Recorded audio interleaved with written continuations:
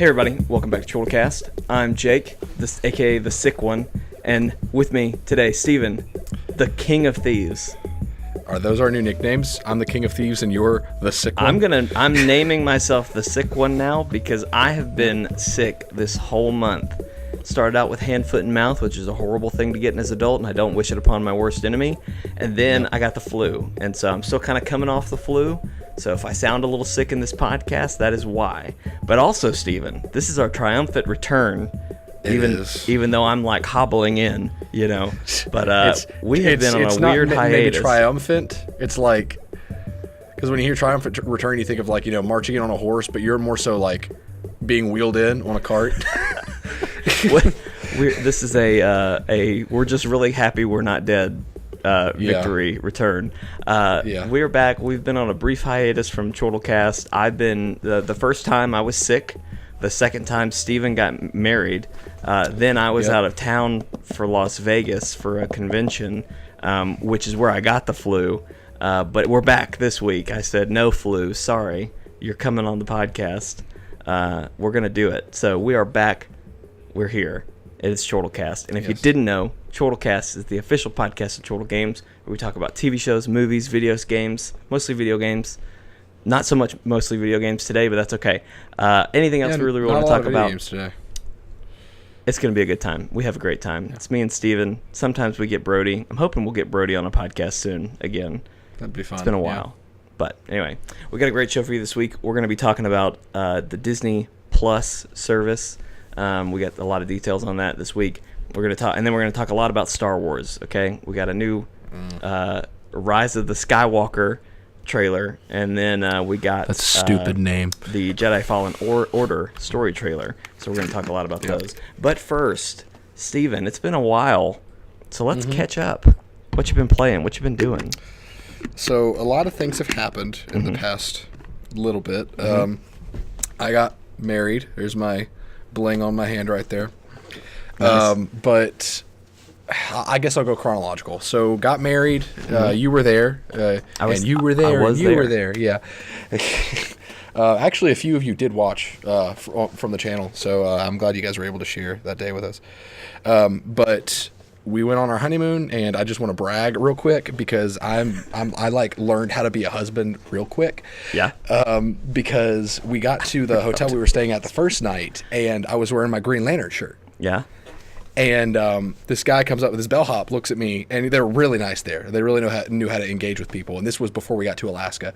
But this guy says, hey, bro, where's your power ring?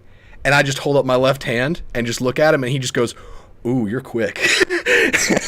So very nice. I don't know if he had been told by the staff yet, because we pulled the It's Our Honeymoon card as many times as we possibly could. So I don't know if the staff had told him or not, but that's what you're supposed to do on your honeymoon, so it's okay. Yeah. Oh, absolutely. But no, it was great. Got to dog sled, got to see the Northern Lights, kinda. It was good. It was a good time. But on our honeymoon, Anna and I actually went to see Shazam the day it came out.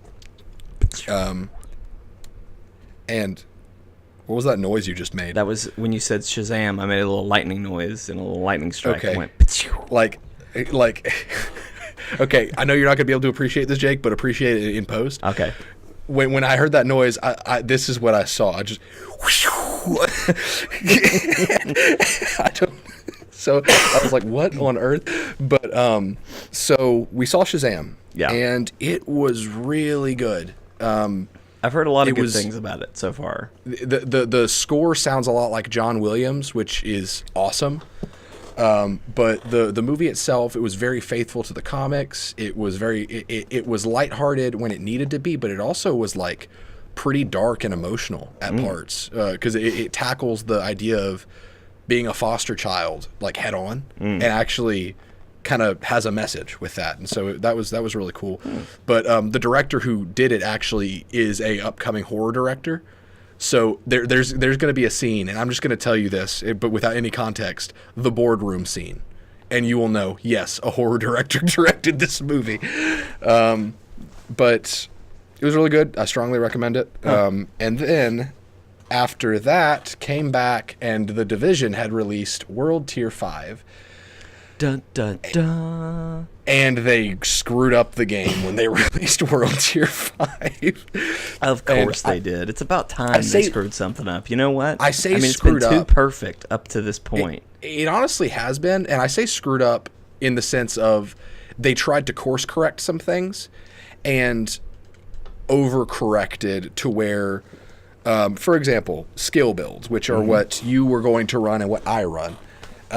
Where you use your L1 and R1 skills to maximum effectiveness. They made it to where mods are now basically useless, to where my chem launcher that I have that heals, I was able to mod it up to have an additional 44% radius. They nerfed mods so much that exact same mod is 6%. Ugh, gross. Yeah, so it does nothing. Yeah. So any mods that are not cooldown reduction and damage got extremely nerfed, which they did that as a quick fix. They're tackling the issue and they're going to find a happy medium, I hope. But also, and these are all issues that they say we are fully aware of what's going on and we're going to take care of it. And I believe that. I trust that because they've built a lot of goodwill with the things they have fixed so far. Right. So it's just kind of a brief frustration that I have with the game. But things are way too bullet spongy in hard missions and above. And the AI is apparently broken right now, where the way it was supposed to work, enemies make a judgment call. Can I win this fight or can I not? And my understanding of that is like maybe if you're low health or you're flanked, the enemy will be like, I can win this fight, and they'll charge you. If they say to themselves, I can't win this fight, which is like maybe you've got full health, full cover, and you're flanking them, something like that, then they'll be more reserved with their tactics. They might try to slowly flank you or work with the rest of the AI or to do whatever. But now, apparently, the AI is mixed up and thinks it can win every fight. So it's a Jake bug, is what it is. Yes, they're all acting like me. It's I can win this fight. I'm going to charge in and not listen to commands. It's the Jake bug. It's the Jake bug. That is 100%. That describes me to a T, especially playing Division.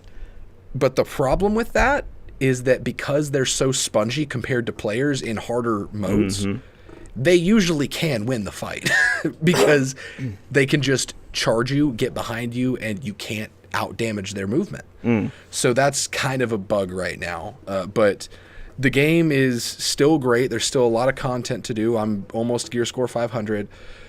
So right now I'm mainly just frustrated that the game isn't working as I believe it's supposed to. But they've built so much goodwill with previous fixes that I'm not sweating it too much. I'm just occupying my time elsewhere, being happily married, waiting for them to fix the game. And playing Borderlands with Brody. And playing Borderlands, that's true. Brody and I have been playing a lot of Borderlands, getting ready for Borderlands 3, which, I don't know, we might talk about that later, might not, depending on the time, because that did release a trailer when we were gone. But yeah, we're really excited for Borderlands 3. Brody and I are especially. We played, Miles actually joined us a little bit on the pre-sequel the other night, and this was off stream.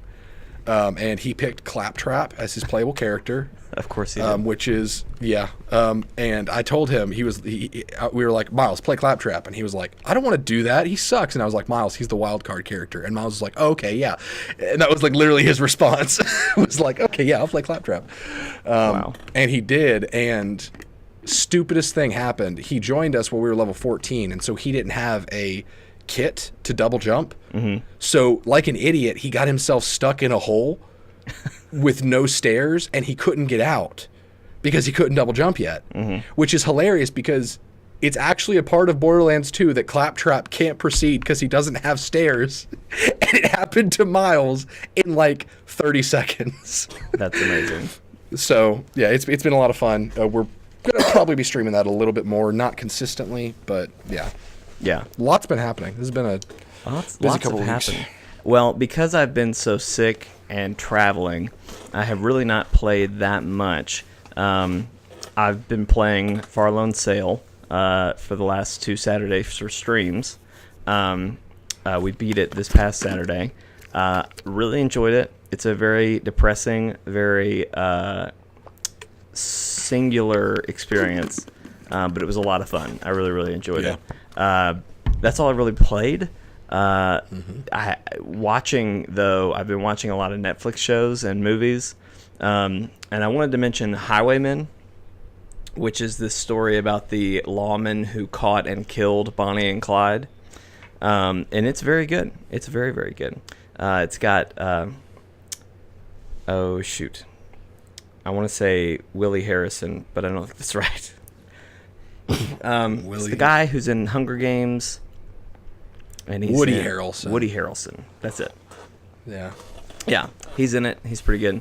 And then there's another older actor in there who's pretty good too. But anyway, I really enjoyed it. And then I watched The Unicorn Store, which is the movie that Brie Larson directed, but it was never released. And so Netflix picked it up and released it.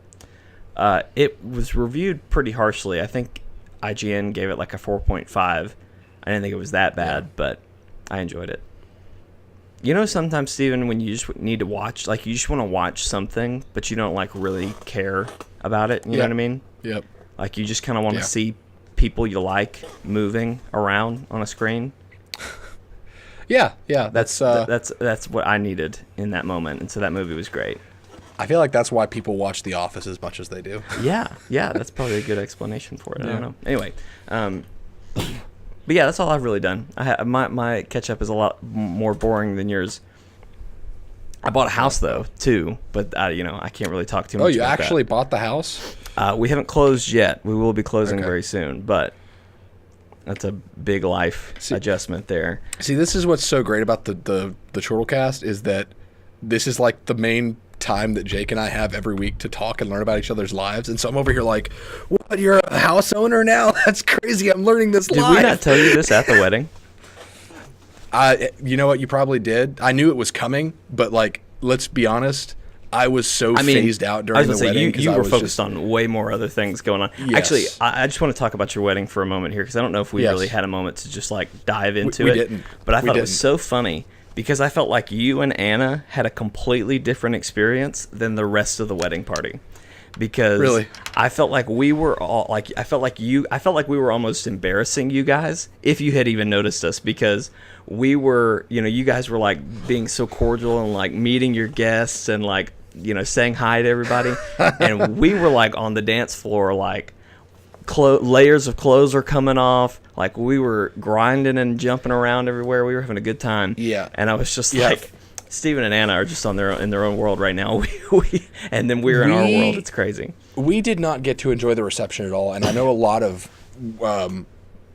people that get married, that's the kind of the same story is they never see the food. They never sit down. But that's basically what happened to us at the reception, which we didn't stream the reception because there was really no reason to. If we had, you would have seen me standing in the same spot for 2.5 hours because people wouldn't let me move. But what happened to us is we did our first dance and it was sweet and it was very sweet. I was kind of panicking a little bit because I'd never danced in front of people, and if I'm being honest, I'd never danced before.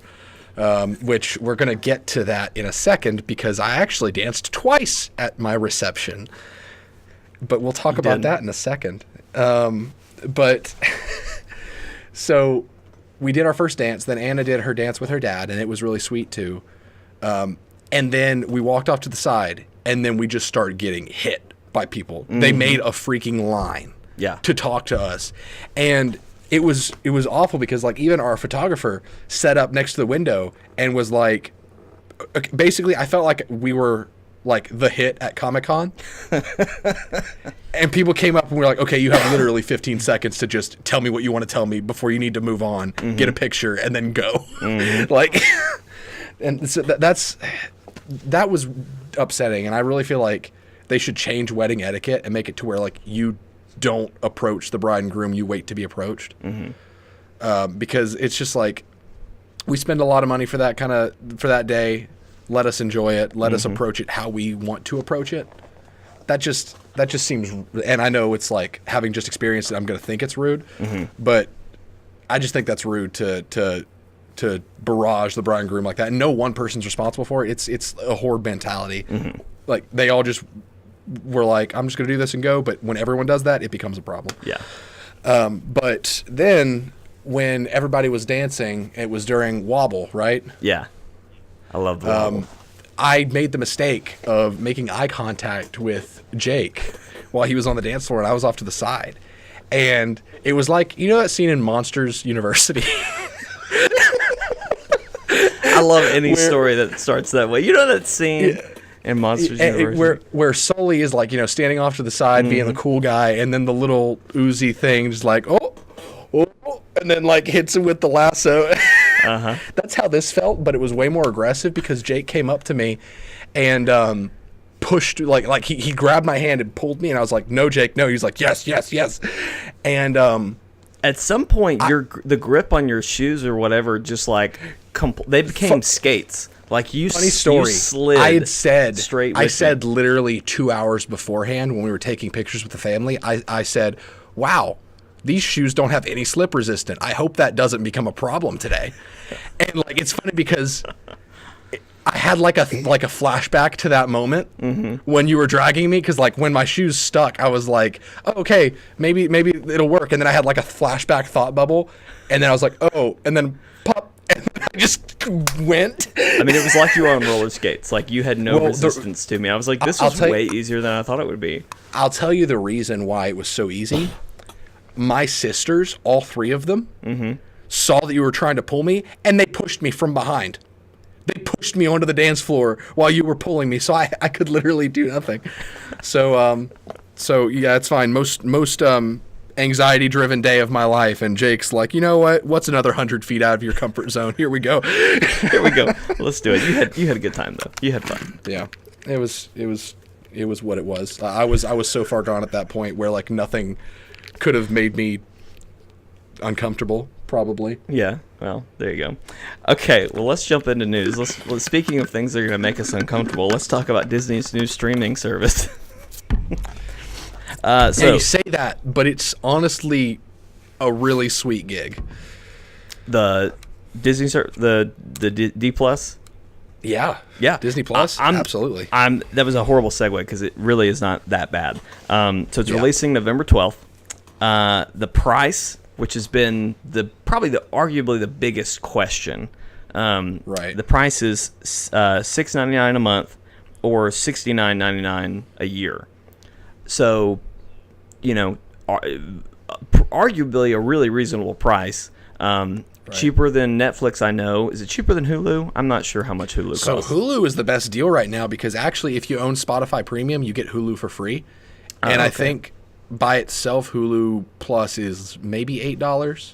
Well, so another interesting thread of this, there are rumors that D Plus, Hulu, and ESPN Plus, or whatever their service, I don't do sports, will all come with this D Plus package, which I mooch off of. Interesting. I think your Hulu and one of our friends Callan's Hulu.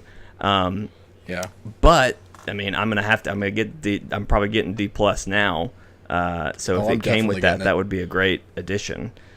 Yeah. But go ahead. Go ahead.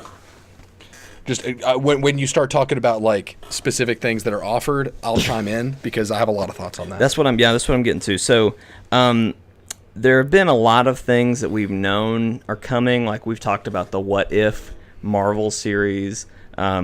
Some other things, but they've announced what's going to be happening. I'm trying to see if I can get the image that they had pulled up, like when they announced everything, because there's a lot on there that they mentioned. While you're looking that up to talk original programming, they announced this week The Simpsons is going to be on Disney Plus, all of it. Yeah, I want to say 30 seasons or something. 30 seasons. And I'm not a fan of The Simpsons. I like Futurama a lot, but I've never really liked The Simpsons. But the reason that's a big deal is because they're in the past, up until like I think maybe when FX came out and they had FX Now, I don't think there was anywhere to watch all of The Simpsons. But now they were just like, yep, here's all of it. And what's so great about that is that it seems like Disney is saying like literally anything we own that is archived, it's going on this streaming service because we already know all of their movies are going on there. Like everything from the vault's going on there. If The Simpsons is going on there, that means that anything under Fox's ownership could go on there. And so like it's going to be massive and that's before we even talk about original programming, and they announced so much original programming just this week alone. Yeah, so here, let me get into that. So I couldn't find the picture I was looking for, but I have somewhat of a list here. So The Mandalorian is going to be a launch program. This is a Star Wars. The Mandalorian is like. So the Mandalorians are the race of like that have their bounty hunters, like Jango Fett, Boba Fett. That's Mandalorian armor. And so this is going to be, I believe, it's before the Episode 7 stuff, but it's I think multi-million-dollar budget Star Wars show by Jon Favreau, the guy who directed Iron Man 1 and 2, as well as the live-action Lion King and Jungle Book and all that stuff. Yeah. And he like that's like, oh my gosh. I'm super excited for it. And we still haven't seen a trailer for that, but they have released some first look photos that are out and available on the internet today. So as of recording this, they just had the Mandalorian reveal at Star Wars Celebration. So for those of you watching it, there might be a trailer at this point. I don't know, but they're definitely online images. Yeah. Another one, there's a Rogue One prequel series that's in the works. I don't know if this is going to be a launch one, but it's going to focus on Cassian Andor. Yeah, Cassian Andor and K2SO, which were the two best characters in Rogue One. I know people will disagree with me on that, but they were my favorites. I just think it's funny that Rogue One was like, hey, here's a prequel this already. Prequel, and now it's getting a prequel. But anyway, whatever. They're going to bring Star Wars The Clone Wars Season 7 to this. That's going to be interesting. Obviously, all the Star Wars and Marvel movies. The Clone Wars series? Say that again? Is that the new season of Clone Wars that they were like, hey, we saved Clone Wars? Yes. Okay. Supposedly. Who knows? Yeah.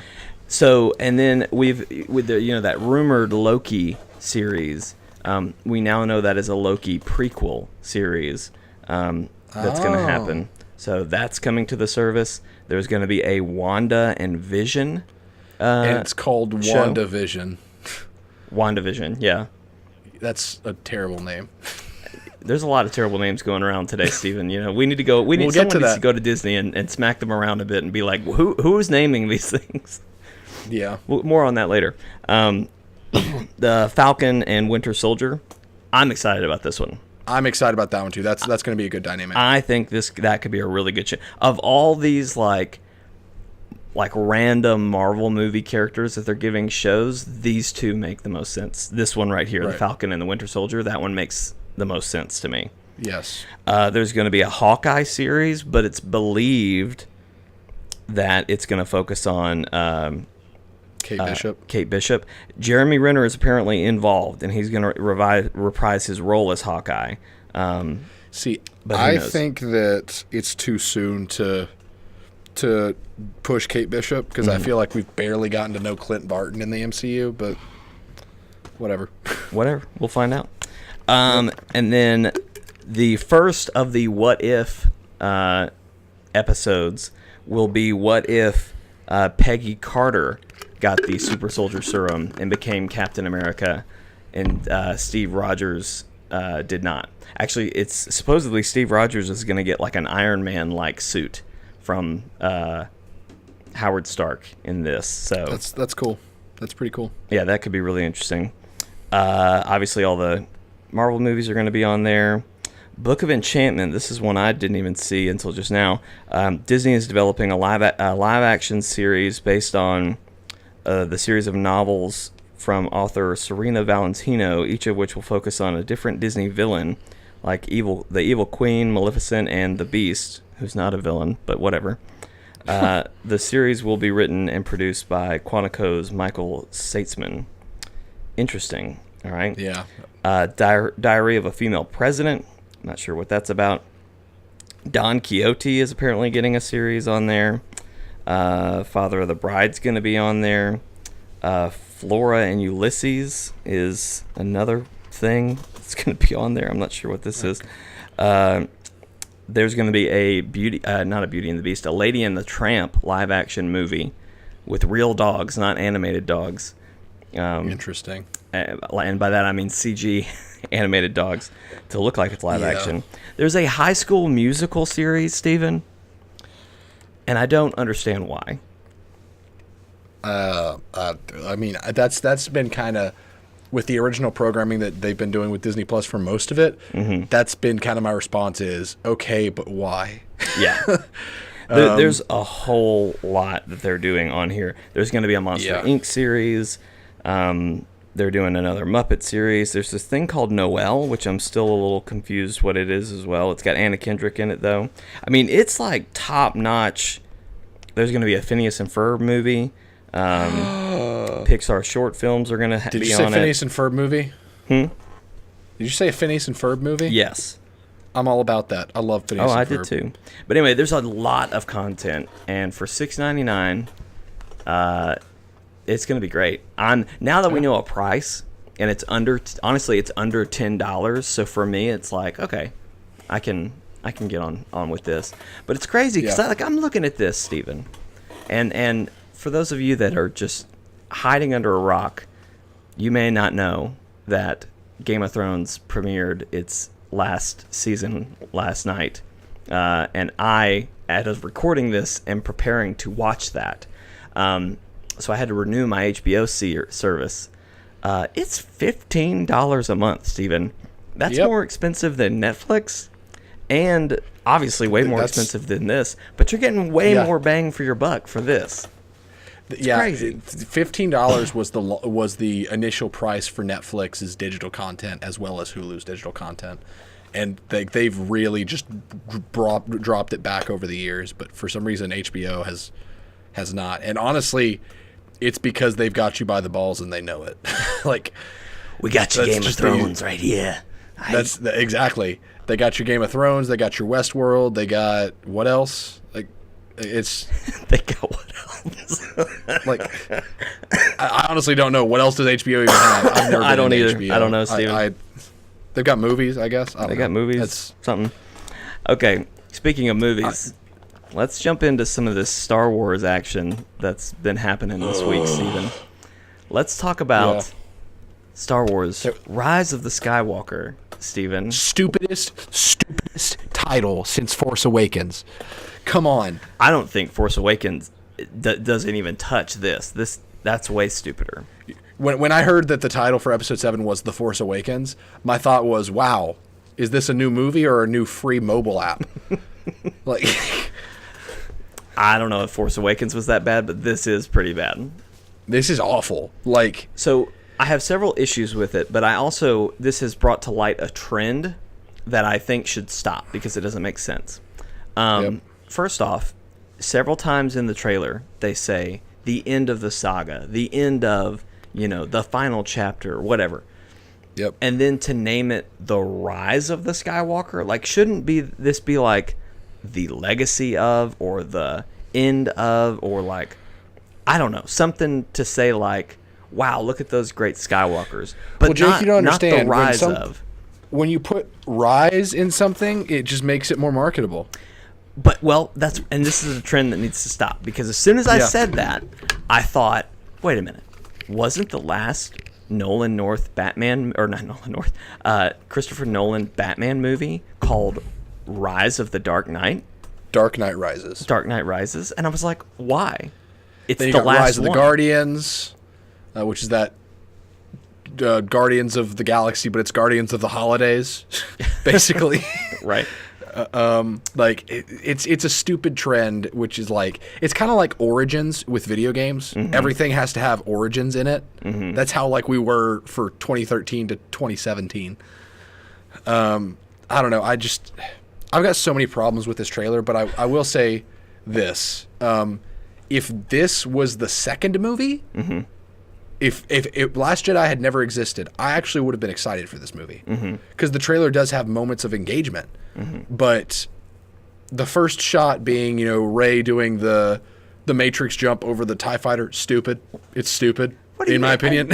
I didn't think it was that. I didn't think it was stupid. I thought it looked kind of cool. But here's why. It's not Star Wars. It's Fast and Furious. It's Matrix. It's like completely pointless. It's like, to me, Star Wars has never been about flashy just for the sake of being flashy, and that's exactly what that moment was. And it just was like, this just doesn't feel like Star Wars. This just feels like generic Hollywood. And to me, it looks like it's going to retread a lot, and I may have been seeing things, but there was a shot of Poe on what looked like a sand barge, and it was like, you mean the sand barge like we had in Episode 6? So they're mirroring the original trilogy for the third time in a row. The thing. So I watched the trailer, and again, I'm not the Star Wars big boy here. Okay, neither am I. Pablo is. Hey, Pablo. I casually enjoy Star Wars. I watched it and I was just like, okay, this looks good. But what I'm at a point where I just don't know what the point is. Like, what are they? Because I feel like at least with the originals, we were working towards, okay, we got to defeat the Death Star, or okay, we got to stop Darth Vader. Like there was at least something I felt like we were working towards. And like, sure, there's Kylo Ren that we're trying to stop, but like, are we even trying to stop? I don't know what we're doing anymore. Like, that's the thing. Like in episodes 4 through 6, it was, we have to defeat the Empire. We have to overcome the dark side. In episodes 1 through 3, it was the story of Anakin's descent. It was the story of the fall of the Republic and the rise of the Empire. In episodes 7 through 9, it is, how much money can we make? And I know that sounds like a joke, but that's actually what they're doing. It's stupid. Because it's like, how much money can we make and how much controversy can we create? Because episode 8, one of the reasons I hate it so freaking much, I have not hated a movie more. I can't think of a movie I hate more than Star Wars Episode 8. I'm serious. Like, the more I think about it. But one of the reasons I hate it so much is because it exists solely to get a rise out of you. It does not exist to completely, because there's several. It doesn't try to. Go ahead. Well, I was just gonna say. I mean, it's what you're about to say. The whole point of the movie is, forget the past. We're moving on. But then this movie is like, no, hang on. We can remember the past. The past can be good again. Like, it feels like Force Awakens and this movie are gonna work together, but the the Last Jedi just kind of was there to kick people and just kind of piss people off. So you might notice that, like, to me, I never refer to Last Jedi as Star Wars: The Last Jedi, because I refuse to call it that, because it's not Star Wars. Right. I don't really even feel like any of the new episodic movies have been Star Wars. But like with Last Jedi, they gave it to a different director. It wasn't Abrams. It was Rian Johnson, who is now one of my least favorite people in Hollywood. Because of this movie and because of his response to the fans at this movie, because he refused to accept legitimate criticism and was just like, oh, you mad, bro? Like, okay, getting off on a tangent. But Episode 8 was a different director, and he did his own thing, and they gave him way too much freedom. And now, Episode 9, I feel like I can't be excited about it because one of two things are going to happen. One, they're going to double down on the garbage that was Last Jedi, and they're going to be like, yo, Rey has no parentage and all this stupid stuff. And then, or they're going to spend so much time backtracking and basically saying that Episode 8 was pointless. And it's like, this movie, to me, like me personally as a consumer of Star Wars, I don't feel like this movie has a chance with me. And I'm willing to admit that sometimes I'm harsh, but to me, Star Wars is important to me, like what they've been doing with everything beyond, because I did not only grow up with the movies. I grew up with the movies, the books, the video games, all that stuff. And so everything that was in the video games was after Episode 6. So when Disney takes it and says, none of that's canon anymore, you have officially basically said to me, we're going to do what you were raised on better. And so I'm like, okay, Show me. Everything you make from that point on, I'm looking at it through the lens of this is being compared to the original stories that I grew up on, and they have dropped the ball time and time again. Right. So that's why I'm so harsh on Star Wars. That's why I wanted to dislike Rogue One, because it retconned Kyle Katarn, who was one of my favorite Star Wars characters ever. But they actually put on a good movie. They gave me a movie that I enjoyed. And so, like, with me, I feel like... I've only just recently watched it, so I never even watched it. Opinion on it now. I never watched it, but based on what I know about it, if it was any other character other than Han Solo, I probably would have really enjoyed it. Okay. But I haven't watched it yet. I've asked Anna, because it's on Netflix, I was like, hey, do you want to watch Solo? And she was just like, do you want to watch Solo? So we haven't watched it yet. But I don't know, this trailer... The one thing that I will say, and again, you know, I can acknowledge the good. So here's the one good thing that could be interesting, but is also a weakness. Emperor Palpatine is back. Yeah. And the reason that's interesting to me is because throughout all of the movies, we've seen that Jedi can harness the Force to have life beyond life, or life beyond death, I guess. We haven't seen the Sith do that. We can assume that if the light side of the Force can do it, so can the dark side. So now we might have this idea of evil having life beyond death rather than just good having life beyond death. It's interesting because Palpatine always did talk about, Darth Plagueis the Wise and using the Force to revive people to cheat death. And so to see that Palpatine may have actually done that, that's compelling. That's intriguing. So this is where I have a little bit of Star Wars knowledge because I've read articles explaining this. So apparently in the books that happened after 6 or whatever, there's a lot of talk. There's apparently a thread where Palpatine does come back as a clone, and basically in the non-canon books now. Yeah, they're non-canon now, but in those books. He comes back and like his Force spirit inhabits a clone, and basically whenever he tries to possess something, it turns it super ages it to look like he did because he's evil or whatever. Anyway, apparently they fought several of those and ultimately killed his Force spirit. Right. So it's possible that we'll be seeing kind of a something along those lines. It's possible that whoever the dude was they killed in Last Jedi, that he was a clone, and that somehow freed his spirit to do something else. Like, I don't know. It could be. Yeah, but what frustrates me about that whole thing is that, like, even if they do reveal, like, oh, Snoke was something possessed by Palpatine's ghost, that wasn't their original intention. Right. And like, it's like, I am all for drawn out storytelling, but do not make part 1 with stuff that you're going to reveal in part 3 and not have that stuff figured out yet. Yeah. That's annoying to me, because then whatever you come up with, it will likely feel tacked on. And I'm really critical of like storytelling and narrative, but that's because like I've studied this kind of stuff. I personally try to do this kind of stuff. And so when the biggest franchise in the world, Star Wars, is basically making what I feel like I've read like on a fan fiction website, and I'm over here just like struggling to have a creative process at all, but understanding that this is sloppy, right? That bothers me. Yeah. Well, let's talk about some good Star Wars news, Steven. Yes. I'm going to knock on something actually now that I say that, because it is still being developed or published by EA, so we'll see how this goes. But I saw a meme today, just to segue into this.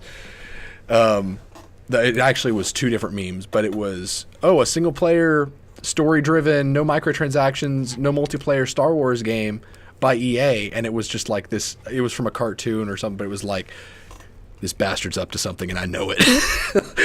Like, that's how I feel like we all feel right now, is like, okay, EA, but what's the catch? What's the catch? Because it's EA. Star Wars The Fallen Order. Jedi The Fallen Order. Sorry, Jedi Fallen Order. Steven, the first trailer came out. It's, as you said, a single player story game with no microtransactions, no multiplayer. Yes. Star Wars game where you play as a surviving Jedi Padawan. I assume he's a Padawan. He's a Padawan. Yeah, he's a Padawan. Who survived Execute Order 66.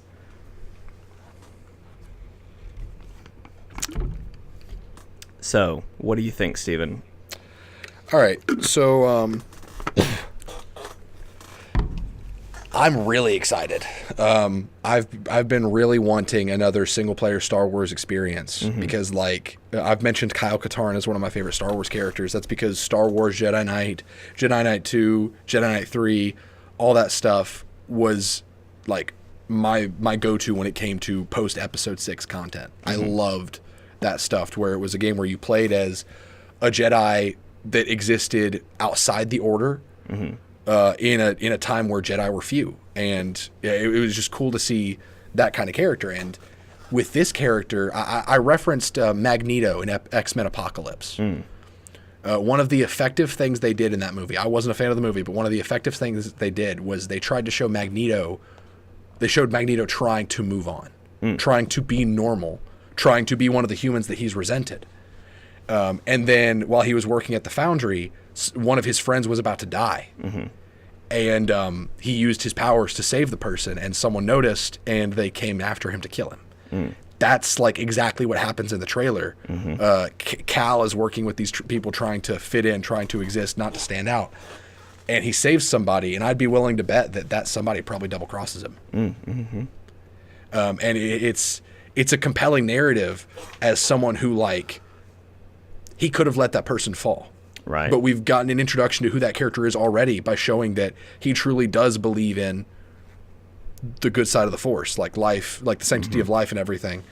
So that's compelling right there. Like, they had me immediately before they even showed any of the action or anything. I was like, okay, that's good. That, like, they got me. I'm in for this character. They said it's going to be melee focused. I don't know if that means there are no blasters in the game. And this is literally my one potential criticism, because you're a Jedi that's on the run, trying to not stand out, as they've said. Why would my only weapon be a lightsaber? Right. Because honestly, the idea of a force-wielding gunslinger sounds really cool to me. That you could do that in the Jedi Knight games. That's one of the things that was cool about it. So I think that maybe in future installments, maybe we should get more of that aspect where...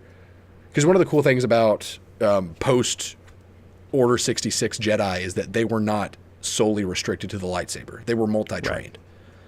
Right. But I am excited to hear that, like, the combat is supposedly really good.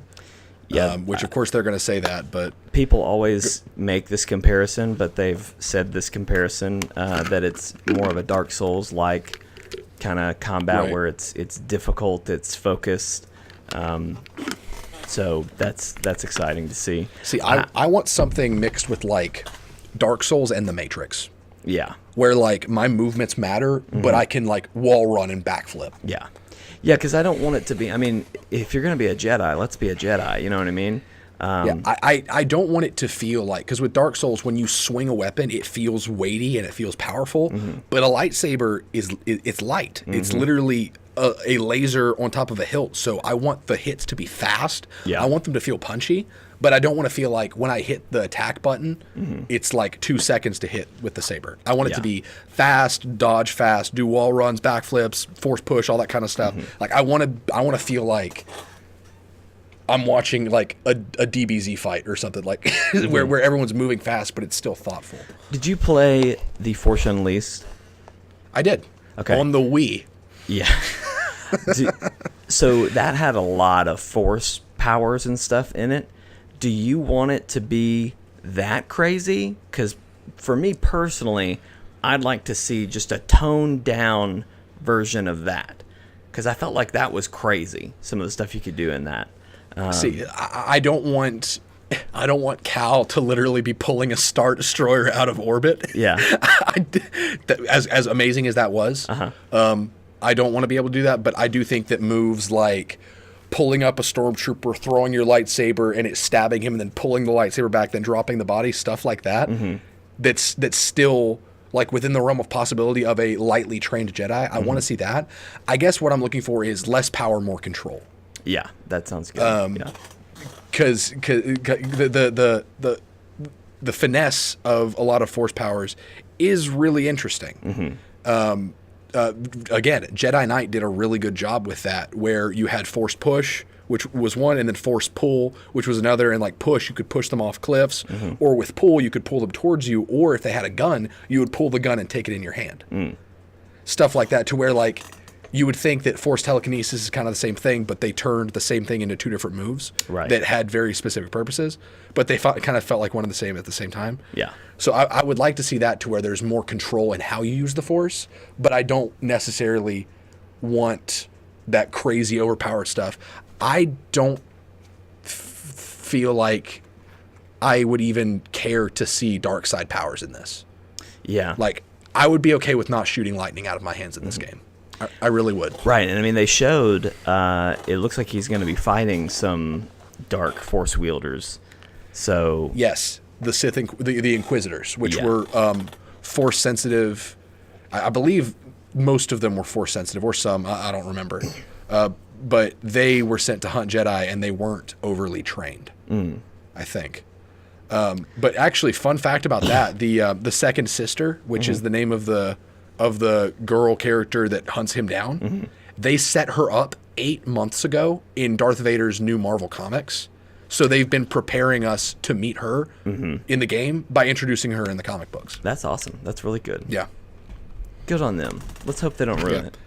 Yeah, that's my thing, is like, this all sounds near perfect on paper. This sounds like it could be the Spider-Man of 2019 for me. Because, you know, I've said time and time again, Spider-Man was my game of 2018 because I felt like a kid again when I played it. I could not frown when I played that game. I was just so happy.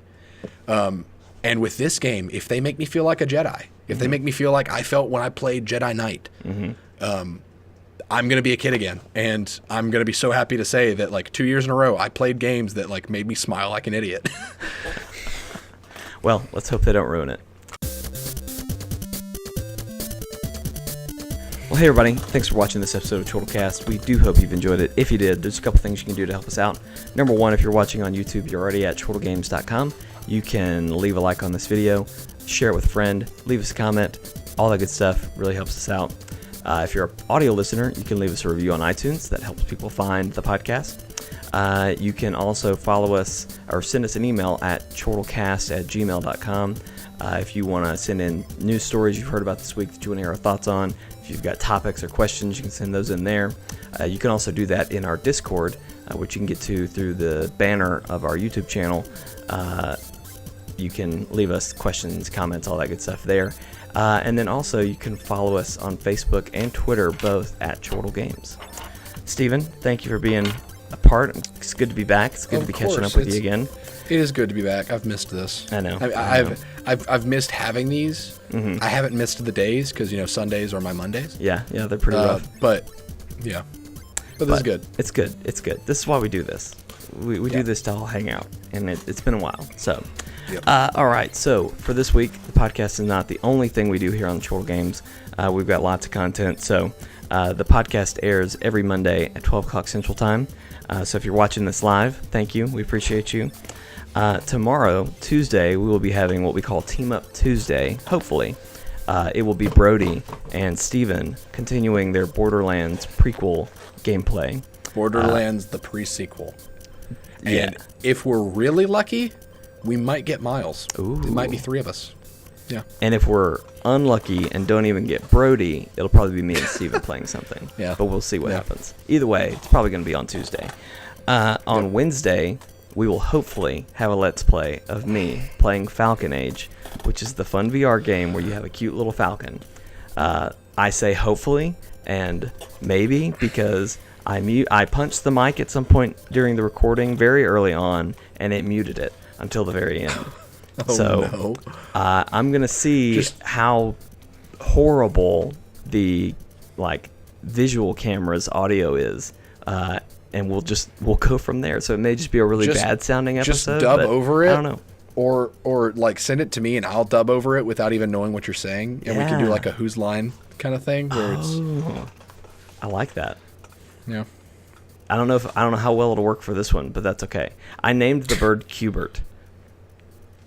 That's a weird bird name, but okay. I know. I don't even really remember how it got started, but I really clung to it. And then there's a point where you name the bird and they give you names, and I was just like, I'm done.